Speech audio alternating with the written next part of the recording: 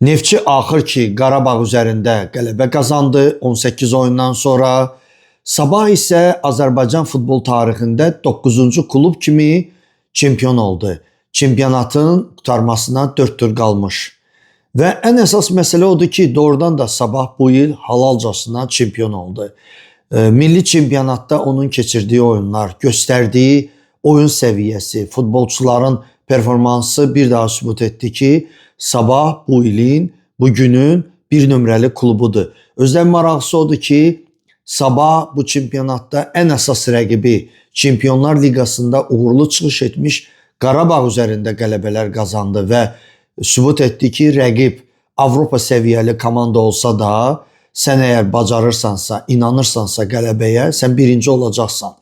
Və bu uğurda ən çox əməyi olan məhz baş məşqçi Valdas Dambrauskası qeyd etmək lazımdır. Onun özünə inamı, komandanı hər oyuna düzgün motivasiya etməyi Sabahı çempion etdi. Qabaqdan əlbəttə ki 4 tur gəlir və bu 4 tur ərzində ikinci, üçüncü və dördüncü yerlərin sahibi, həmçində kubokun sahibi aydın olacaq və bilinəcək ki, Avropa Liqası və Konferans Liqasında Azərbaycan hansı klublar təmsil edəcək və ümid edək ki, Sabah yeni mövsüm Çempionlar Liqasında uğurlu çıxış edəcək. Bu komandanın ilk debütüdür və Bayquş öz müdrikliyi ilə bu oyunlara düzgün hazırlaşacaq. Buna əminik. Çempion təbriklər. Uğurun davamı gəlsin.